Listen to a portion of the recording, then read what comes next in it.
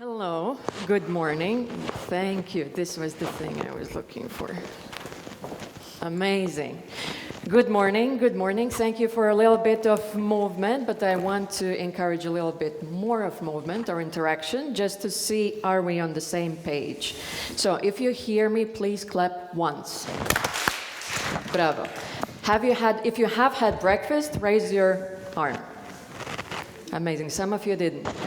Some of you who didn't have the breakfast, can you also raise your arms? Okay, breakfast is very important, very, very important. I'm a little bit nervous, but thank you so much for having me here. It is a great pleasure and also a great privilege to be here. And let's start with one of the questions that was also said by our Latvian former president. He was giving an interview on the TV, and at some point he's like, but who am I? So let's start with who am I and why I am here. My name is Anastasija. I go by she, her most of the times, but you see also two pictures because I am kind of a person who is so to say Swiss knife, because it's, I think, easier to answer the question of what I haven't done in my life rather than what are you doing, because sometimes I don't know what I am doing.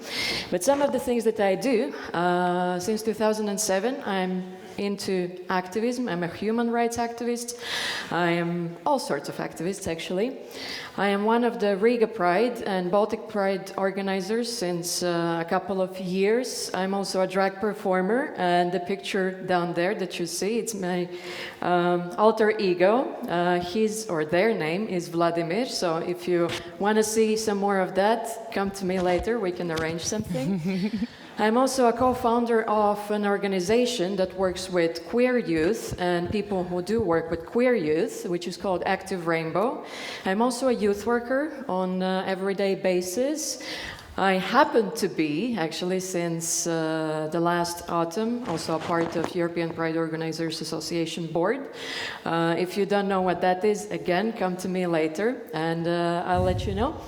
And also, just simply, I am your fellow lesbian. I think I'm a walking stereotype, but why not? What's on the menu, or what I would like to talk about today, is the story of my people, the story of my home, because I've had so many conversations about how Latvians are, what do we do? The thing is, most likely you will not be able to read from our faces because we're very distant, we're antisocial, but there are some causes that brings us out on the streets.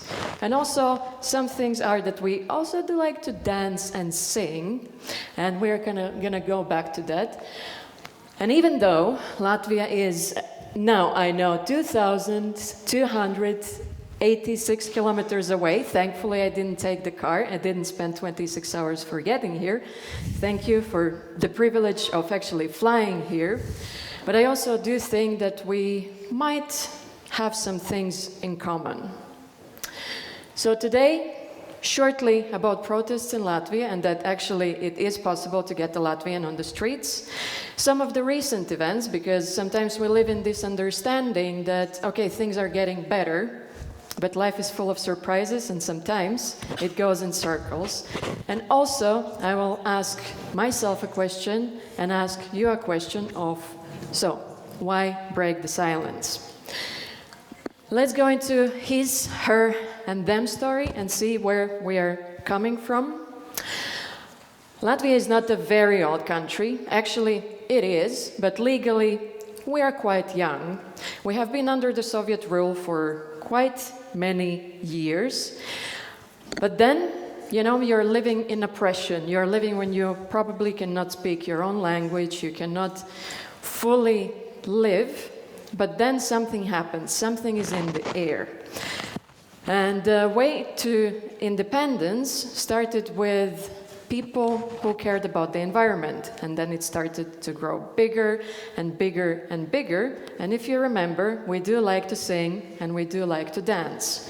And the people of Baltics realized that this was one of the possibilities for us to gather, to be proud of ourselves, to meet other people, to sing, to dance, to put our costumes on. And this is how it started. There were several events, meaning dancing and singing festivals that were not happening very often, but at least once in 4 years, that started the whole thing, which gradually grew bigger and bigger and bigger because the Soviet regime couldn't stop us. And then a very important milestone, so to say, how people started to gather even more and more, also outside of the stadiums, outside of the events, was in 1989. I'm not always very proud of the place I'm coming from, but this is one of the things that I'm very, very proud within my culture, because in 1989, something happened. The Baltic Way happened, which is, if I'm not mistaken, up to today, the biggest peaceful protest in the history of the world. What is Baltic Way? People from Vilnius in Lithuania to Riga in Latvia to Tallinn in Estonia, they have been holding hands. More than 2 million people in one chain, from one capital to the other capital to the third capital. In this way, they've been showing that we are here to stay, and we want the world to see, we want the world to listen. Then, another thing that I want to mention, besides also through this movement, gaining back our independence of the all Baltic states, is in 1995, there was a lesbian couple who decided that they want to get married, but make it as a statement, because it had no legal basis, it had nothing besides just showing that we, queer people, exist, and we will show ourselves in front of the most important monument in the country. This is one of the pictures from one of the events, the Singing and Dancing Festival in Estonia. All of these events happened throughout all of the 3 Baltic countries. Then, if we are moving into more recent history, what I want to mention within protesting and showing up is that in 2005, that was the year when the first ever Pride in Latvia happened. I forgot to mention, actually, all of this is through the queer perspective, so don't be surprised if I'm going to talk about queer rights quite a lot.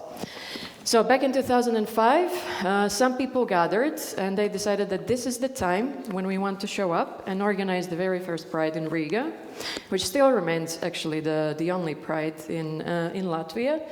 It was only it was like around 50 people who participated in the events. And the first year was like a bit shaky, but still it happened and no big fuss or big deal about that.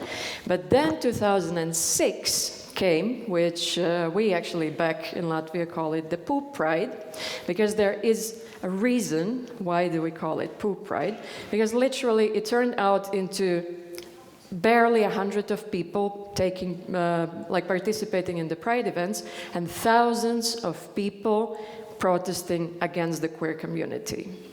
People have been thrown eggs at, feces, everything that you can imagine. That was one of the turning points as well. Then 2000s apparently are very interesting times, because not only the first Pride happened and everybody is like very emotional, it was also the time of economic crisis, which we've been hit quite hard by. And in 2009, the picture that you're seeing there, it's one of the biggest protests since the independent Latvia, which gathered around 10,000 people, a little bit below. And the sad thing about this was that it wasn't that peaceful. It turned out into being violent, and more than 50 people got injured, more than 100 got arrested, and around 70 were prosecuted.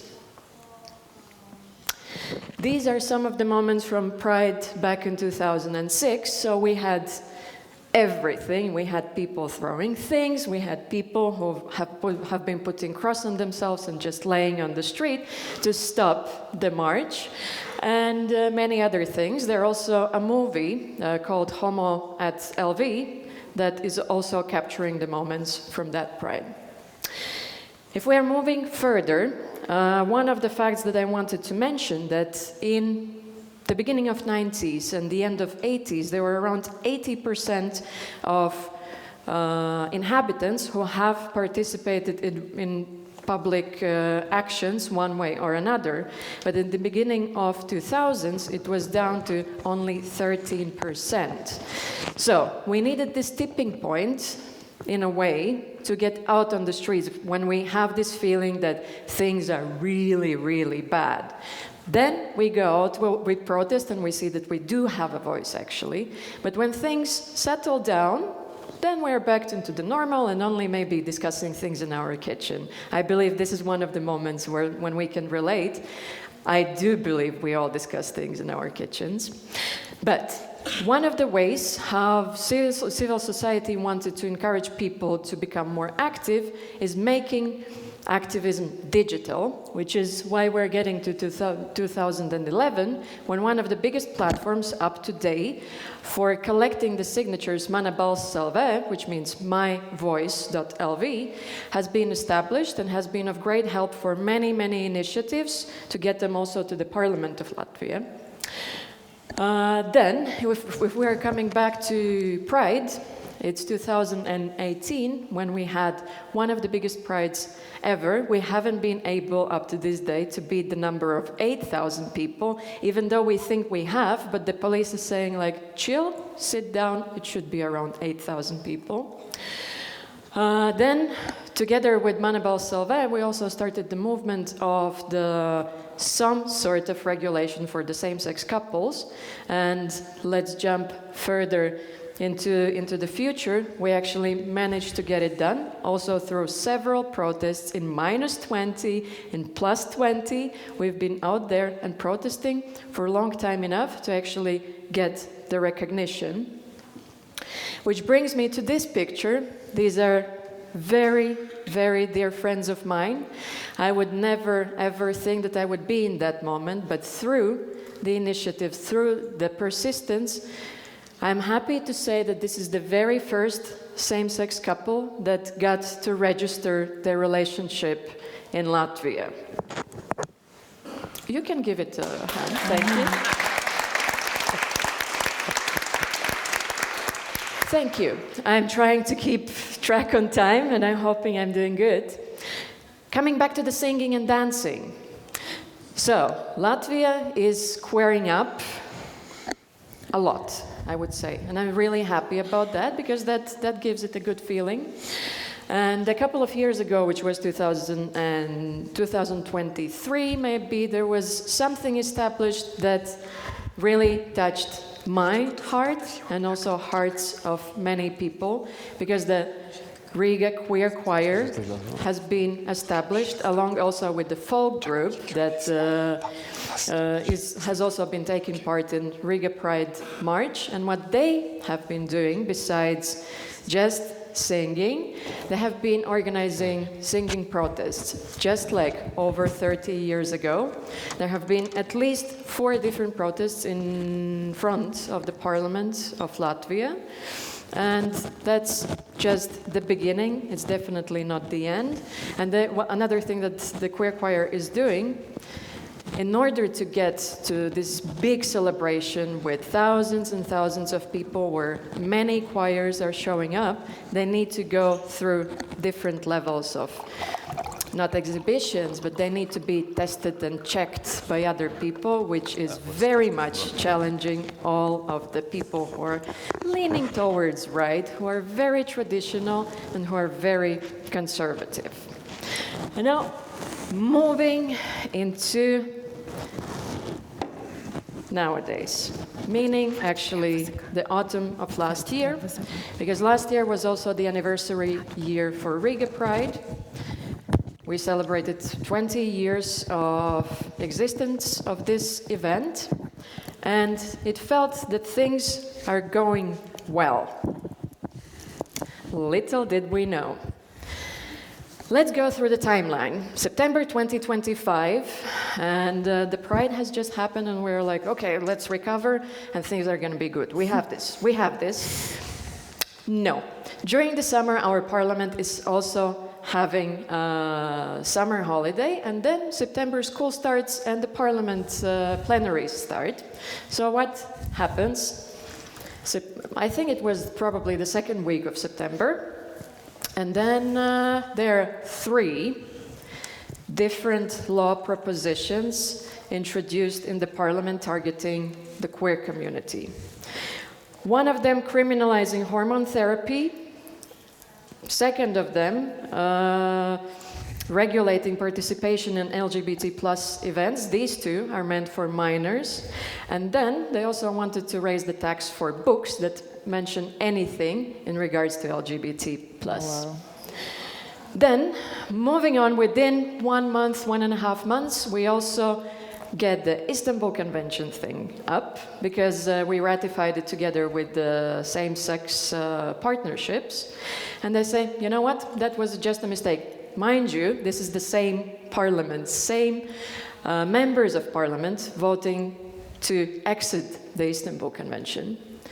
October. First protests, tiny protests, because it's, you know, not that, maybe not, it's not targeting everybody of us, so maybe 100 people show up. Then another initiative gets brought into the parliament, which is a bit more restrictions on the abortion laws. So again, we get into the protesting. Again, it's around 100 people protesting, but then more and more organizations start to get involved in the process. And I think it was around 14 organizations and over 100 businesses that got involved in the process, because, you know, it was a very fast forward into the work that has been targeting the LGBT community, women, and abortions. So, from several protests that gathered around 100 people, we grew into a protest that had 5,000 people. But that's just the October, isn't it? Then, throughout the involvement of different organizations, businesses, and everything else, we started to be more visible, not only on the national level, but also on the international level. Then, also, the president got involved in the process and asked the parliament to postpone the vote. We cannot cancel the vote because the vote has already happened, but we can postpone it to the next parliament. The elections will take place this autumn. And that happened the day before the biggest protest, because after all of the fuss on the news, on the media, we gathered together, not 100 people, not 5,000 people, but over 10,000 people. These are some of the visuals that have been used for the protest.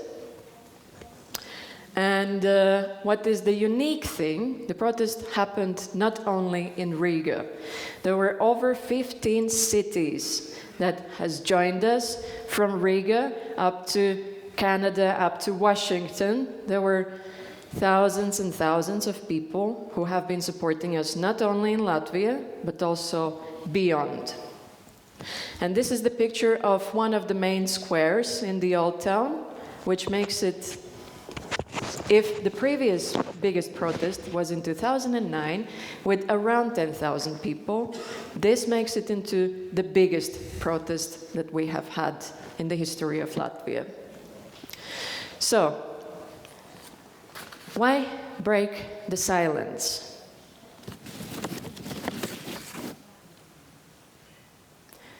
I think at this point, you have different things crossing your mind. Why not keep it silent? And I'll be honest with you. All this is scary, unpredictable, unfair. It is exhausting and often very, very lonely. It feels that every day comes with a new historic event, doesn't it? It's very scary when it's me, but it's much different when we join our voices and become a we. Because guess what? The world is burning. We cannot give up on hope, though. For every person who lived through days when hope was nowhere to be found.